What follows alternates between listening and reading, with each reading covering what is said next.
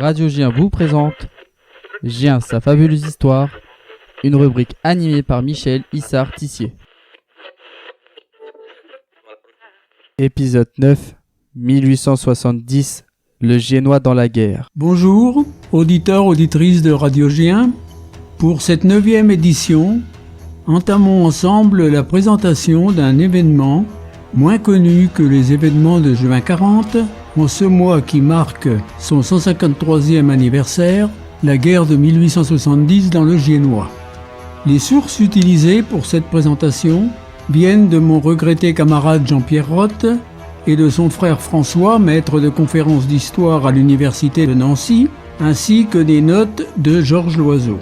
La guerre de 1870, déclarée entre deux États, la France de Napoléon III et le royaume de Prusse de Guillaume Ier avec le chancelier Bismarck. Elle durera 6 mois, de juillet 1870 à février 1871. Cette guerre a particulièrement marqué le Giennois. La capitulation de MacMahon à Sedan, l'encerclement de Paris et de Metz provoquèrent une mobilisation générale dans notre région dans le but de former une armée intitulée Armée de la Loire pour libérer Paris à partir du sud. Mais cet objectif fut brisé par la capitulation de Bazaine à Metz, laquelle libéra l'armée du prince Frédéric Charles qui vint couper toutes les tentatives de l'armée de la Loire. Cette armée était placée sous l'autorité du général d'Aurelle, catholique légitimiste, ce qui veut dire royaliste, qui avait fait sa carrière en Algérie avec Sonis, Charette, Bourbaki et l'amiral Jaurès-Guibéry. Elle regroupe environ 110 000 hommes au sud de la Loire, en arc de cercle de Gien à Blois, alors qu'Orléans est sous occupation bavaroise. En quelques semaines, d'Aurelle forge cet outil, équipe les unités, organise l'intendance, mais on se fait quelques illusions, d'autant plus que Gambetta, conseillé par Freycinet, fait preuve d'impatience à tester cette armée et prouver à Paris que la France est là pour lui venir en aide. Enfin, le 9 novembre 1870, l'armée de la Loire se met en mouvement. À gauche de Blois, Chanzy avance en direction de Pithiviers. À droite, le général de Palière franchit la Loire à Gien et dans le but de libérer Orléans tenu par les Bavarois, longe la forêt d'Orléans pour organiser une tenaille. Le 10 novembre, les soldats de Chanzy accrochent les Prussiens et les Bavarois entre Patay et Coulmiers. Les Bavarois se replient en bon ordre sur Pithiviers et Malesherbes sans être inquiétés, le général d'Aurelle se refusant à les poursuivre.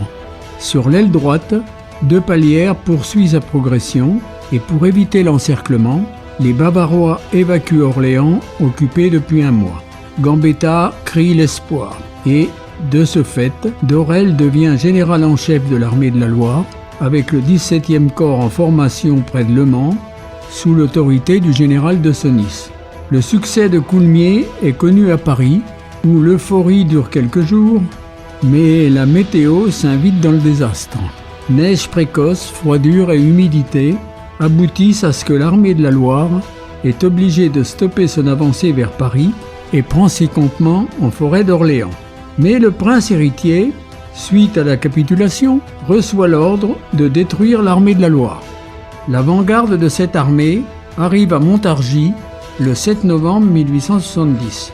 En quelques jours, les troupes du prince héritier, balais mobiles et francs-tireurs postés vers l'Adon, d'Aurelle ordonne l'abandon d'Orléans et, manquant de poudre, laisse intacts les ponts d'Orléans, ce qui lui vaudra d'être accusé d'être responsable de la défaite et lui fera perdre son commandement. À l'est du département, les troupes de Bourbaki, protégées par la forêt d'Orléans et veillant sur le pont de Gien, attendent tout à la fois l'ennemi et les ordres. Le 7 décembre, la pression prussienne s'accentue. Les Prussiens tiennent une bonne partie de la forêt d'Orléans. Bourbaki donne l'ordre de sortir de la forêt et de se replier sur la sud de la Loire par le pont de Gien. Ce furent donc 20 ou 30 000 hommes qui, dans le désordre le plus complet, refluent sur la route d'Orléans en direction de Gien Mais mal informé sur la réelle force prussienne, l'arrière-garde est accrochée en haut de la côte de Paillard. 2 zouaves, Jasmin et Prady, sont tués. Ils reposent d'ailleurs au cimetière de Nevoy. Bourbaki n'osera pas attaquer les forces prussiennes. Ceci fut reconnu comme une erreur. Alors qu'il gèle à moins 18 degrés, sur un sol enneigé, c'est le sauve-qui-peut sur notre vieux pont.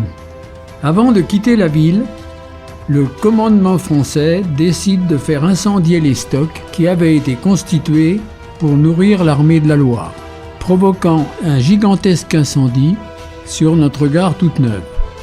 Mais en apprenant que nos troupes franchissaient le pont en direction du sud, les Prussiens du 3e corps d'armée s'empressent d'occuper la ville. Il faut dire que le service des renseignements de l'époque était plus que précaire des 2 côtés. Ainsi, Bourbaki ne mesura pas dans le combat de la côte de Paillard le 7 décembre la faiblesse de l'ennemi, alors qu'il avait à sa disposition le 73e mobile du Loiret et le 19e mobile du Cher. Et c'est ainsi que l'on vit les Prussiens effectuer une retraite sur Dampierre, alors que les Français reculaient sur le pont. Le 8 décembre au matin, l'information circule que le pont va être détruit. En effet, à 9h, 2 mines explosent le tablier et 2 arches, puis une compagnie du génie finit le travail, et les gravats s'écroulent sur une Loire qui charriait les glaçons. Mais toute l'armée ne se replie pas. Si vite, une unité de francs-tireurs se positionne en Berry avec l'objectif de défendre Gien depuis une tête de pont, et la fusillade éclate en direction des Prussiens stationnés sur les quais. Instantanément, ces derniers ripostent au canon depuis les ruelles perpendiculaires au quai et sont accompagnés par des tireurs positionnés sur et autour des platanes. Le général prussien, commandant de la place, fit prévenir le maire, M. Sarrat, que si le feu ne cessait pas, il n'hésiterait pas à commander le bombardement de la ville. Pour éviter cette tragédie, le maire convoque le conseil et il fut décidé qu'une délégation se présenterait sur le pont afin de parlementer avec les francs-tireurs pour faire cesser les combats. Drapeau blanc en tête, le maire, son adjoint M. le jardinier et M. Guérin, le directeur de la faïencerie, avançaient sur le pont sous la fusillade et parvenaient au point de contact souhaité, mais une balle atteint M. le jardinier à la cuisse, lequel s'écroula. Il fut ramassé par ses collègues, placé sur un matelas et conduit à son domicile. Il fut cependant présenté dans cet état au général ennemi, qui promit qu'en raison de la bonne volonté du conseil municipal, il épargnerait la ville. En raison de la faiblesse de son état, M. le jardinier décédera le 28 décembre, atteint par l'épidémie de variole. Gien, qui n'avait pas connu la guerre depuis les guerres de religion et la Fronde, avec cependant une brève incursion de Cosaques en 1814, voit l'armée du prince Charles pénétrer dans Gien et c'est le début d'une occupation brève mais très dure qui finira en mars 1871. Après avoir pris Gien le 8 décembre, le commandement prussien, ignorant les intentions du général Bourbaki replié à Bourges, est cependant perplexe. En effet, n'ayant pas eu les moyens d'arrêter la liaison ferroviaire Nevers-Montargis, il ne connaissait rien des moyens concentrés dans la Nièvre et le Cher par Bourbaki. Les premiers soldats prussiens arrivent à 10h. S'installant pour l'occupation, ils réquisitionnent 10 habitants de la ville, messieurs Houzé-Breton, Joseph Rigaud, Isidore Rigaud, Auger Vignier, Vitalis, Jacquette, Minon, Bertrand et Derouet, qu'ils placent en bouclier humain face aux francs-tireurs. Le 10 décembre, le sous-préfet de Gien, M. Depont, proteste avec énergie sur ce fait auprès des autorités d'occupation. Il renouvellera cette semonce dans un second courrier le 15 décembre. Le 28 décembre, il reçoit l'ordre du général de Rantzau de faire retirer sous peine de représailles toutes les barricades sur les routes afin de rétablir la circulation Gien-Dampierre et Gien-Briard. M. Depont, fonctionnaire courageux s'il en est, répond qu'il ne reçoit d'ordre que du gouvernement français. Il est immédiatement arrêté conduit à Orléans pour refus d'exécution d'un ordre reçu. Il sera interné en Prusse, dans la forteresse de Weichselmunde, jusqu'à la fin de la guerre. Le prince Frédéric Charles reste cependant très inquiet, n'arrivant pas à connaître les intentions de Bourbaki, et ces intentions sont confirmées par une note du 14 décembre comme quoi l'armée de la Loire se reconstituait depuis Bourges. Le 15 décembre, le général von der Staan annonçait avoir été attaqué par une troupe venant de Briare et nettement supérieure à la sienne.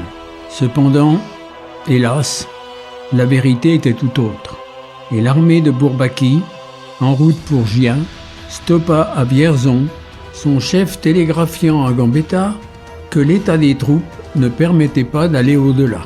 Mais la situation des deux camps était telle, tous les regards se portant sur Gien, les Prussiens étaient anxieux, les Français très optimistes, mais en fait, les Prussiens craignaient une offensive venue de Gien, les Giennois attendaient avec fébrilité une offensive des Bavarois venus d'Orléans.